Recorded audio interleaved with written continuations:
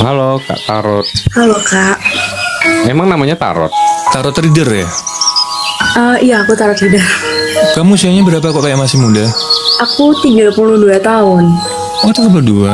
Kok masih kayak Tadi masih aku kecil? udah sempat join sih pakai akun aku yang private. Cuma nggak ada koin jadi aku pakai akunku yang ini. Gak apa-apa, gak banyak. Aduh ya Allah, poin. kayak beban banget. Enggak beban juga. Kalau mau lagi ya naik aja gitu. Banyak males juga yang nih. di bawah tuh typing aja nggak ada koin nggak apa-apa. Oh gitu Udah ya. tap-tap Enggak, aku like, pikir kan udah typing. syaratnya harus apa gitu. Kok malah Saya suruh kan sering banget ngebacain. FYP. Salam kenal ya, kakak tinggal di mana? Salam kenal ya. Aku Namanya di- siapa? Bacain Nama terusnya. pena aku Chandria L. Aslinya mana? Aku asli Solo. Oh, Solo, deket kita Iya. ya. Temuan Cuma lah. aku tinggal di Deket Sulawesi ketemuan, Utara. deket ketemuan habis. Oh, Sulawesi. Minahasa Utara. Iya di Minahasa Utara. Yang deket satu ketemuan, yang deket satu ketemuan, lama-lama hidup gue ketemuan sama orang TikTok, guys. Jauh Kak. Jadi duta meet up nggak tuh? Ya sih aku tertarik aja ya karena kan setiap kakak berdua ini live itu FYP terus kan aku scroll ih penasaran ternyata vibes-nya positif banget gitu jadi aku follow. Iya. Makasih ya Makasih ya. Kak Chandria L. Gimana? Kamu mau ngebacain nick? Gak apa-apa kalau mau ngebacain nick. Aduh. Dia aja kayaknya dari mukanya mau sharing hal yang lain malah. Dia juga masih bingung, guys. Enggak sih ini kalau Gimana, aku gimana? ya mungkin kamu sharing lebih ke sesama perempuan maksudnya begini kebanyakan dari klien aku aja ya aku mau belajar dari klienku kebanyakan ini memang yang sudah berumah tangga tapi ya usianya itu masih muda masih relatif muda kayak gitu itu aku kayak mau apa ya kayak mau kasih sharing ke perempuan-perempuan kalau misalkan memang belum siap untuk benar-benar menikah. Makasih Tante Nove, Makasih. Herawati welcome, Bang Hardi welcome, Kolifa bantu tap ya teman-teman ya. Bantu di share, repost, posting ulang. Oh sorry kak, aku belum kenalin ya. Aku Chandria. Aku ini sebenarnya single parent. Aku single Oh itu parent. anakmu. Iya tadi yang muncul itu anakku. Dia usianya udah 6 tahun mau 7 tahun. Aku single mom by choice karena apa? Kisahku bisa dibilang menyedihkan sih. Cuma boleh nggak sih sharing? Boleh. Cuma takut. Halo Brandon. Jadi gini Itu yang ya, terhalang. aku tuh dulu sempet Makasih ya, Salma. kerja di salah satu perusahaan swasta. Seharusnya Halo, waktu Ami. itu seharusnya aku lebih fokus ke karirku. Cuma karena dulu aku bucin banget, aku orang yang tipe bucin. Kalau misalkan aku udah suka atau sayang sama seorang, aku bakalan ngasih full effort aku sama orang itu. Hai. Even orang itu nggak ngasih aku sepenuhnya gitu loh, nggak ngasih aku effort yang setara gitu loh kak. Ya dari situ yaudah kenal jadian sampai berapa lama. Yaudah aku membuat suatu kesalahan sampai akhirnya aku memutuskan untuk memilih menjadi seorang single mom by choice. Aku tahu untuk perempuan-perempuan di luar sana untuk menjadi seorang single mom by choice itu nggak gampang ya kak ya, lagi tanpa pendamping atau tanpa pasangan hidup gitu. Banyak dari mereka kebanyakan Boleh Kak Alfa. memilih untuk menjadi apa ya wanita-wanita yang misalkan mereka sudah melakukan hal itu sama pasangan mereka ya pasangan yang belum sah ya masih dalam kategori pacaran gitu loh kak. Nah mereka kebanyakan memilih untuk meniadakan anak mereka begitu karena mungkin aib karena malu. Aku yakin nggak semua perempuan itu sama seperti itu. Pasti dalam hatinya mereka ada keinginan untuk seharusnya aku nggak melakukan itu, tapi karena mungkin norma sosial, karena malu juga sama keluarga atau gimana gitu. Cuma di situ aku memberanikan diri, ya udah mau aku harus tetap ngurus Halo anak ini. Krisna, makeup nih. Anak ini nggak salah, aku bilang gitu kan. Anak ini nggak salah. Yang salah aku sama ayah biologisnya gitu loh. Nah, jadi aku tetap harus membesarkan anakku, mengurus anakku, even itu harus jauh dari papa mama ya kan. Aku memutuskan merantau di Sulawesi Utara ini karena aku tinggal di Sulawesi Utara ini sudah hampir 6 tahun ya. Itu suatu keputusan yang memang gak gampang. Pertama, aku harus kehilangan circleku, dalam artian aku harus ninggalin teman-temanku, teman-teman kantor, teman-teman kampus, karena kan kebanyakan teman-temanku di sana kan, di Jakarta sana gitu. Nah, ketika aku harus pindah ke pulau yang bener-bener jauh banget dari hiruk pikuk kota Jakarta, itu aku bener-bener harus mulai dari nol. Itu nggak gampang gitu. Terus dari situ aku berusaha untuk kayak awalnya memang kayak nggak terima gitu, kayak denial, ini bener nggak sih, apalagi ketika aku melahirkan anakku itu. Aku melahirkan anakku di Sulawesi Utara kan, tahun 2018. Aku kayak masih nggak percaya, nggak yakin aku bisa, kok bisa sih, maksudnya ini bener aku punya anak, ini bener. Jadi aku tuh kayak malah seneng gitu, oh aku punya temen nih, punya soulmate lah gitu intinya. Nah terus setelah berjalannya waktu hampir 6 tahun itu, banyak sih kejadian-kejadian yang aku lewatin, nggak gampang. By the way, aku share ini juga buat mungkin menginspirasi ya semua single mom di luar sana yang mungkin juga lagi nonton live-nya Kak Nick ini ya. Aku pernah ketemu sama cowok juga. Awalnya cowok itu nggak jujur sama aku ya. Aku kan orangnya gak mau percaya gitu ya, tanpa aku harus kayak mencari tahu dulu gitu. Aku langsung kayak percaya sama dia, kayak yang ya udah deh nggak apa-apa, kenalan dulu, aku bilang begitu sama dia. Dia ngajakin aku ketemuan, ngajakin aku jalan, ngajakin aku buat hangout kayak gitu. Terus aku selalu bilang sama cowok-cowok yang kalau mau jalan sama aku, mau nggak mau harus bawa sama anakku, aku bilang begitu kan. Nggak mungkin aku kalau misalkan mau jalan anakku aku tinggal, itu nggak mungkin, aku bilang gitu. Akhirnya aku bawa anakku ya. Awalnya dia fine aja gitu, dan manis-manis lah, masih bermanis-manis kata gitu. Tapi seiring dengan berjalannya waktu, aku tahu dia itu membohongi aku. Ternyata dia masih berhubungan dengan salah satu perempuan ya. Perempuannya ini lagi bekerja di luar negeri ya, kayak mereka tuh LDR-an gitu. Tapi di situ aku merasa lucu sama cowok itu, Kak. Merasa lucunya gini, aku kan mencari tahu kebenarannya dan keseriusan dari dia gitu loh, Kak. Kenapa jadi dia seolah playing victim kayak aku yang kayak menghancurkan atau merebut dia dari pasangannya yang sedang LDR itu sama dia gitu. Yaudah, akhirnya berjalannya waktu, mungkin kalau perempuan lain ngerasa itu cowok itu punya gue gitu, itu punya gue, lu ngapain sih gitu, kayak malah jadi rebutan. Tapi kalau aku nggak, aku berusaha buat ngelepasin dia, aku berusaha buat ngerelain dia. Ya udah, kalau emang itu milik lo, ya udah lo ambil gitu. Gue juga nggak bermaksud buat ngerebut orang lain atau cowok lain dari lo gitu. Aku bilang begitu sama si cewek itu. Terus si cewek ini mungkin sering teror aku ya, stalking aku di medsos aku nge-DM dia, aku ngechat dia, aku minta maaf. Jujur, aku memang minta maaf. Mungkin nggak semua orang bisa kayak gitu loh, Kak, ya kan?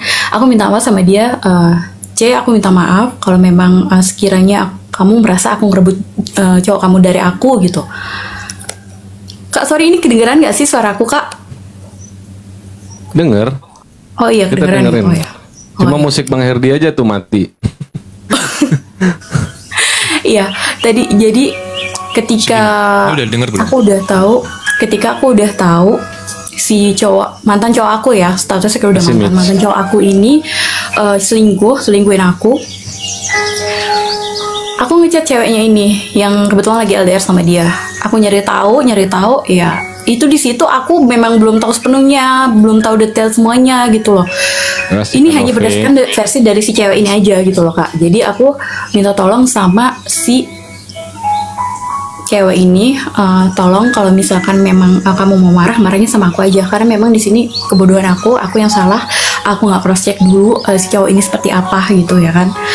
Dan sekali lagi aku nggak ada bermaksud buat ngerebut cowok kamu. Ya udah, aku tinggalin dia karena memang nggak ada kejelasan. Aku kayak di ghosting gitu, terus diblokir seenaknya dia. Nah, 3 tahun setelah aku berusaha untuk move on, bangkit, aku kerja di salah satu tempat, terus pokoknya semuanya aku fokusin buat anakku lah.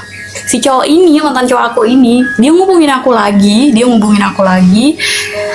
Dia bener-bener, dia nangis, Kak. Aku nggak percaya, maksudnya cowok tuh bisa nangis gitu loh. Banyak yang bilang, teman-temanku, kalau cowok udah nangis itu biasanya dia nyesel banget gitu, kayak ngerasa bersalah banget gitu ya kan. Terus kenapa kamu datang lagi gitu? Dia bilang, aku udah ngerasa bersalah, kayaknya aku udah dapet karma dari kamu. Dia bilang begitu.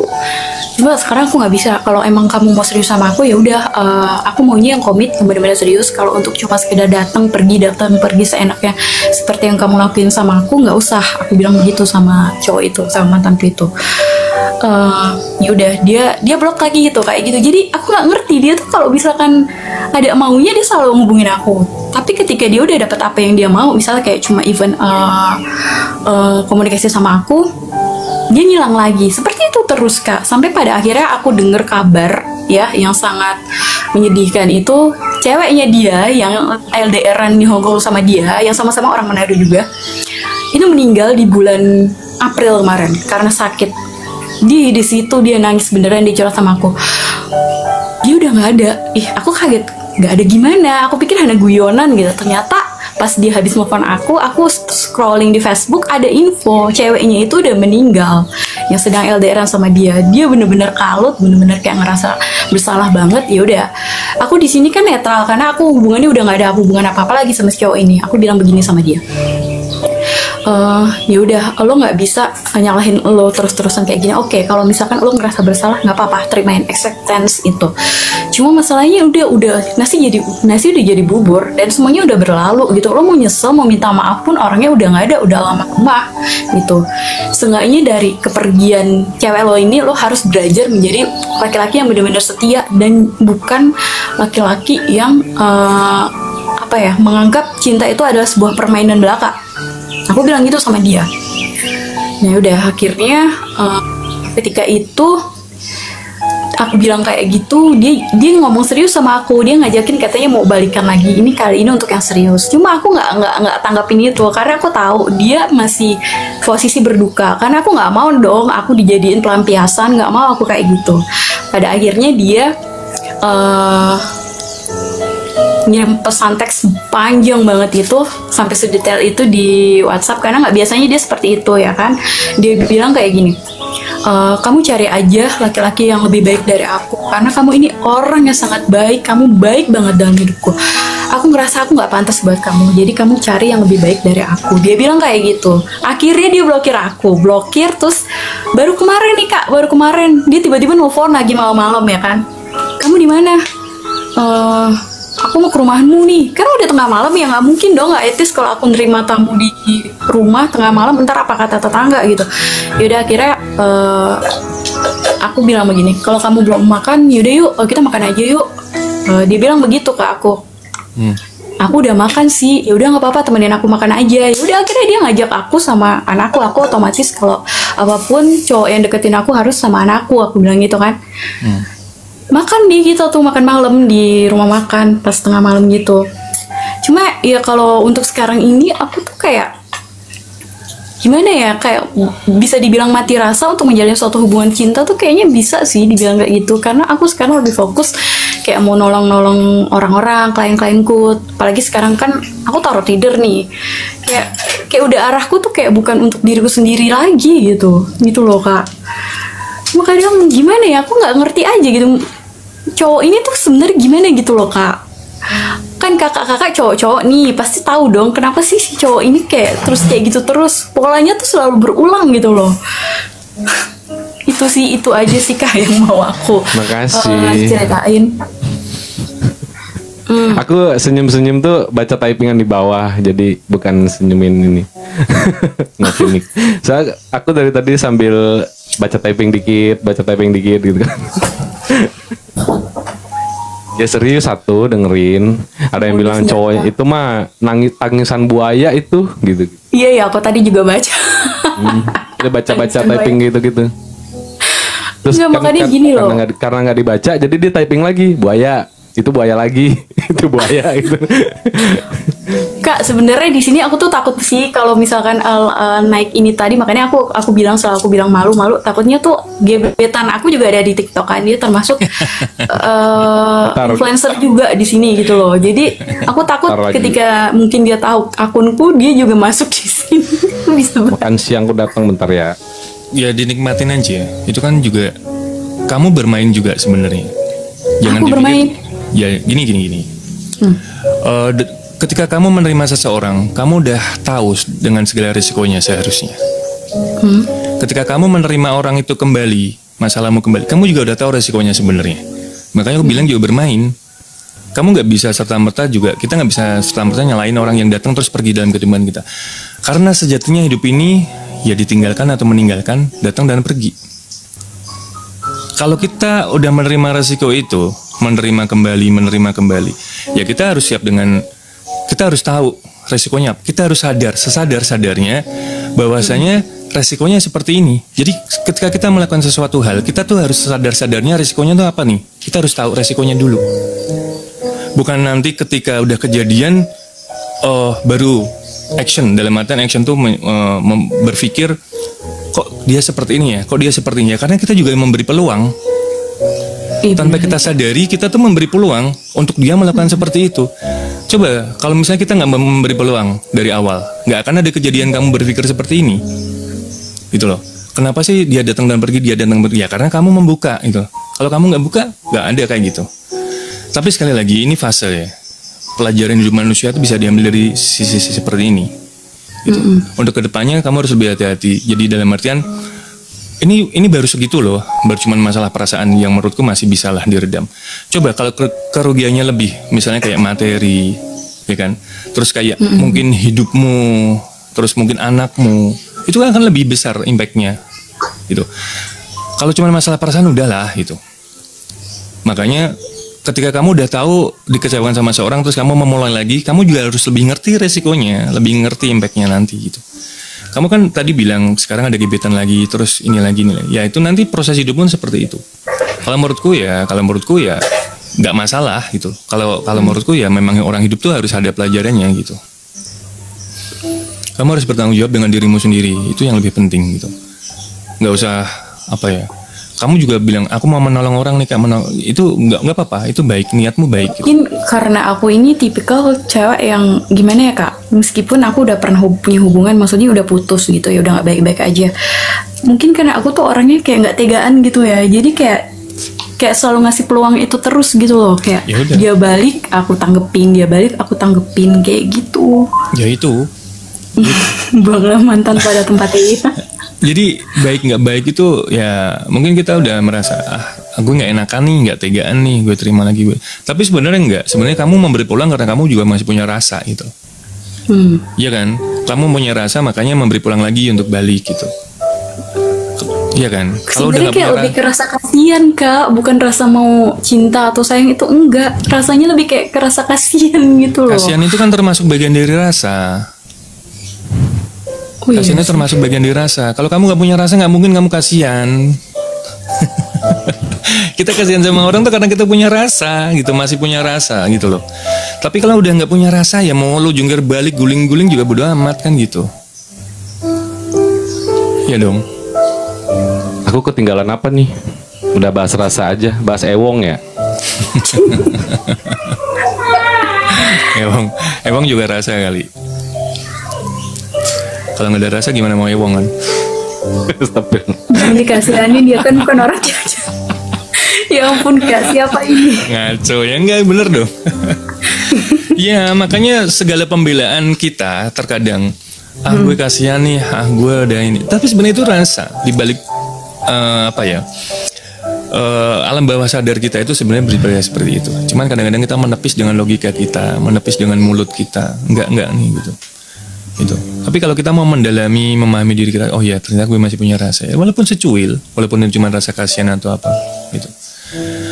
Itu yang harus kita kontrol dari diri kita ya gitu. Ketika kita single mom itu harus hebat. Jadi intinya kadang kalian jadi single mom dengan haus validasi aja kalau kalian pengen dibilang hebat gitu loh. Tapi pada pengaplikasiannya pada bodoh gitu loh. Kayak apa namanya? Bentar-bentar kayak galau, bentar-bentar kayak ini itu gitu loh. Jadi maaf ada ekstras, ada figuran di belakang. Iya Pak. Ada yang lewat barusan lihat kan. Ya kamu sekarang udah memutuskan, misalnya kamu udah memutuskan menjadi tarot trader, harusnya kamu lebih netral. Gak mungkin seorang tarot trader itu gak netral. Iya, aku netral sih. Iya kan, kamu juga harus paham kan gitu. Aku harus netral, aku harus mengesampingkan semuanya karena aku udah memutuskan untuk ini gitu. Iya benar Kak. Kalau kamu masih bimbang, ya. Kalau kamu masih terombang-ambing dengan perasaanmu, gimana kamu bisa membaca orang? Sementara kamu sendiri aja nggak netral. Iya benar. Iya kan? Iya. Kita aja nggak netral, gimana kita mau bisa baca orang gitu? Padahal ketika kita membaca seseorang, apapun itu dengan apa, entah dengan kartu, entah dengan apa, dengan lain, itu kan kita harus dalam kondisi netral. Kita aja buka live kayak gini tuh, kita berdua dalam posisi netral. Iya, kita berusaha untuk netral. Memang nggak 100% ya, tapi kita akan berusaha untuk selalu seperti itu. Kita punya empati, tapi nggak yang berlarut-larut gitu loh. Kan bisa aja kalau kamu sedih, nggak ke bawah gitu loh. Jadi berusaha di live ini tuh yang ngedown jadi lebih semangat gitu loh. Yang pengen sharing jadi lebih kebuka lagi pola pikirnya gitu. Itu aja sih. Jadi apalagi kamu tarot reader, makanya tadi aku dengerin kan kamu ngobrol bla bla bla bla bla bla bla gitu kan. Karena kan kamu apa namanya, seseorang yang mengerti tentang human design ya gitu loh, bahasanya gitu. Kalau dengan tarot itu kan udah didesain ya tentang ini tuh polanya begini-begini. Ya aku pikir kan ya harus netral gitu loh. Harus kosong tapi berisi gitu loh. Mungkin kalau di awal-awal ketika aku menanggapi klien-klienku juga, aku mungkin jatuhnya lebih kayak lebih ke membela klienku yang mayoritas memang perempuan. Iya, itu masih pakai ego jatuhnya nanti. Ketika kita belum netral, itu kita akan mengeluarkan pendapat kita lewat otak sih gitu. Gak sama, itu mah hobi. Bukan objektif. Mending fokus ngurus anak, ngerawat diri. Jadi ya aku pernah update VT ya teman-teman ya. Ini berlaku untuk semua gitu. Perbaiki pola pikirmu, perbaiki hubunganmu sama Tuhan, jaga kesehatanmu. Selain itu lupakan, gitu loh. Segi gitu. Misalnya kayak kita punya teman yang sama nih, gitu. Misalnya dia suka sedih-sedihan, atau suka bawa banyol-banyolan, aku ikutin gitu loh. Tapi aku rem, yang pada endingnya aku rem gitu. Jangan sampai ke bawah. Makasih Bang Alif. Jangan sampai. Jadi ini ada kendala. Gak apa-apa. Jadi gini, kalau mungkin yang ini gambaran. Ketika ada orang bercerita sedih terus kita hanyut, berarti kita tuh fondasi kita belum kuat. Bukan berarti kita nggak punya empati, enggak. Karena ada seseorang itu bercerita tentang kesedihannya karena dia punya niat untuk memasukkan kita ke dalam kesedihannya itu. Jadi energi kita tuh ditarik ke energinya dia nih, biar lu juga ngerasain kesedihan gue nih. Ada orang yang berniat seperti itu, ada.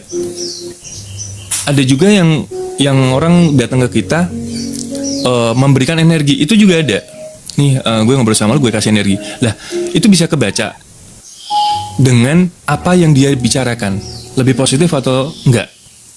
Gitu. Kalau lebih positif, kita merasa berseri-seri, kita semakin seger. Itu berarti energi baik datang gitu. Tapi kalau kita down, terpuruk, jadi ikut larut, ikut hanyut, ya itu berarti fondasi kita sedang kacau gitu. Iya. Jadi jadi yang diperlukan manusia itu kan fondasi ya, fondasi hidup. Jangan semua hal itu men-trigger kehidupan kita, men-trigger perasaan kita, men-trigger jiwa kita, gitu loh. Kita berempati, bersimpati, ya sesuai hati aja gitu loh. Jangan orang begini ikut begini, orang marah kita ikut marah, orang ngambek kita ikut ngambek, enggak. Kita harus ada di posisi netral, gitu. Kalau kita membalas seperti itu ya kita nggak ada bedanya sama dia gitu. Berarti fondasi kita belum kuat, belum cukup kuat untuk mendapat serangan dari luar. Intinya seperti itu sih. Iya, pada dasarnya ya kembali lagi ya, manusia tuh punya hati. Tapi kalau ada orang yang nggak nangis, nggak sedih, ya kalian jangan judge. Parah banget, emaknya meninggal dia nggak nangis loh. Dua hari emaknya meninggal nggak nangis loh. Parah banget, nggak punya hati banget. Jadi gibah gitu loh. Maksudnya siapa tahu dia nangis di kamar tuh mewek 3 hari 3 malam. Emang harus ditunjukin gitu loh. Pas nguburin gitu kan dia nggak nangis. Ih parah banget, dia emaknya meninggal nggak nangis loh, parah dia. Gila ya anaknya katanya. Gitu-gitu kan, kayak gue sering banget tuh kalau udah ada yang meninggal ya, terus dia kelihatan tegar gitu kan. Ih parah itu tuh, lihat tuh anak yang cowok tuh, lihat tuh anak yang cewek tuh nggak nangis sih, parah banget. Emang kayak gitu sih kelakuannya. Lu lihat aja dia kan bandel, dia kan ini, dia kan itu gitu kan. tapi jangan jadi rumpi ya guys. Tapi jangan juga ketika kita mendapat seperti itu kan, terus kita tiba-tiba main game atau tiba-tiba kita main futsal atau naik gunung, ya jangan juga gitu. Itu benar-benar nggak punya empati kalau itu gitu loh. Parah sih. Iya itu nggak ada empati, maknya meninggal dia naik gunung. Apa sih? Itu emang nggak punya empati sih. Makasih Kak Nove, spender tetap. Ekspresinya host bisa aja. Iya kan karena memang aku tuh aktor ya guys ya. Jadi suka ngelihat kejadian-kejadian, suka observasi gitu kan. Seandainya aku dapat peran seperti itu gitu kan, oh gue tahu nih harus observasinya gimana gitu loh. Jadi banyak banget hal yang orang nggak nangis biarin gitu loh, orang nggak ketawa biarin aja gitu, nggak usah dijudge yang kayak ih parah banget nih, nggak ngehargain banget sih, udah sih ketawa aja, dia lagi ngelawak loh, udah ketawa aja biar kesannya ngehargain gitu kan, kita lagi mau deal-dealan bisnis sama dia, biar kita masuk nih di frekuensinya dia, iyain aja gitu, hahaha. Tapi bukan menjilat ya, bukan menjilat ya temen ya, menjilat tuh beda gitu, serius. Kalau menjilat tuh kita punya tujuan yang harus tercapai dengan cara memanfaatkan orang lain dengan cara nggak wajar, itu menjilat gitu loh. Makasih ya. Tapi kalian tahu nggak sih kalau kalian nonton FTV, aku tuh selalu jadi orang jahat guys. Jadi katanya itu suka kebalik. Pada aslinya tuh nggak bisa jahat, tapi kalau di TV itu kayak jahat mulu perannya gitu. Nggak tahu kenapa, kayak mungkin gue pinter bermain kata-kata gitu kan, ekspresi gitu kan. Apalagi gue diem katanya tuh jahat gitu. Padahal aslinya nggak, melo anaknya, cailah melo nggak tuh. Iya tuh. Disentil dikit sange. Jadi kalau yang belum ngikutin kita dari awal, sebenarnya tuh awal-awal tuh Nick tuh sering nangis guys. Ketika ada orang cerita sedih, Nick ikut nangis. Serius nih. Tapi lama-lama kesini dia udah mulai ngerti gitu loh. Punya suka rese. Harus ngelakuin apa gitu. Tapi jahat beneran nggak? Ini nggak, maksudnya iya, ini arahnya lain nih. Ini pasti DM nggak dibales nih. Kalau bilang gue jahat DM nggak dibales nih, ujung-ujungnya gitu nih. Ya gitu. Nggak, kalau masalah DM teman-teman itu banyak ya. Ada yang tiba-tiba curhat, tiba-tiba random, nggak ada assalamualaikum, nggak ada selamat pagi, tiba-tiba ngetik panjang aja gitu, set gitu kan. Kan gue bingung ya. Mau balasnya gimana nih? Ujung-ujungnya udah curhat, dia nggak berani naik gitu kan. Terus tiba-tiba udah cerita nih, kan aku harus meresapi dulu nih gitu loh. Tunggu 2 hari dulu, ntar baru dibales gitu. Lagi galau itu host, iya tapi pasti dibales. Gitu, pasti dibales, cuma mungkin agak telat gitu. Jadi tarot trader udah berapa lama? Aku dari tahun 2023 Kak. Udah lama. Cuma sempat vakum karena waktu itu kan memang ada kendala di ponsel ya, ponsel aku lama banget rusak. Dan karena memang aku pemilih untuk vakum dulu ya kan, untuk benar-benar kayak ya bisa dibilang meditasi kayak gitu, terus menenangkan diri. Nah, aku baru aktif lagi tuh di 2024 akhir sampai sekarang ini gitu. Ya, tapi pesanku itu sih, sebenarnya kamu potensial ya, maksudnya sangat-sangat potensial dari cara komunikasimu, bahasa yang kamu pilih itu, Yanik ya. Potensial ya, dia ngomongnya juga cek gitu, lancar gitu. Tapi kadang aku tuh insecure Kak, maksudnya aku malah ngerasa kayaknya public komunikasi aku kurang bagus deh, aku kayaknya ya kan, kurang bisa sambil belajar. Tapi sebenarnya dasarnya udah ada untuk komunikasi itu, cuman ya yang perlu sebenarnya gini, omongan orang itu kan keluar dari hati ya. Ketika dia udah ngerti apa yang mau dia ucapkan tuh kayak udah tertata gitu loh. Jadi nggak dibikin-bikin, kecuali ngomong sama otak tuh kayak kadang-kadang tersendat kan.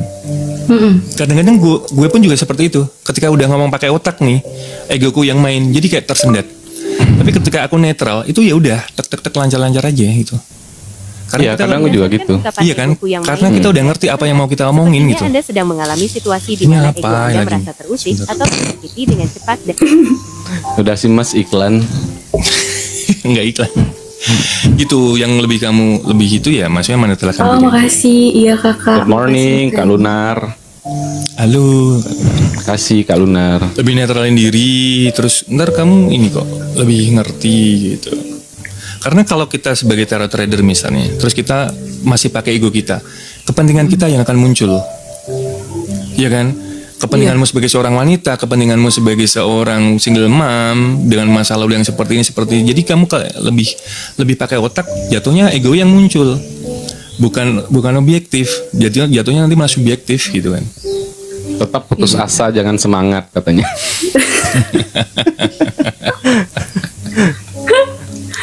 Putus asa saja sobat. Gitu sih. Oke. Kak Nick Oke. dan Kak Herdian, makasih ya udah dikasih kesempatan buat naik di Iya. sini. Buat Sukses teman-teman ya. semuanya, makasih, kalian seru banget. Aku baca-baca komen-komennya. Sukses ya. Sukses Semoga terus ya. berhasil ya. Maksudnya apapun jalanmu dinikmatin dulu aja karena itu ya fase hidup gitu.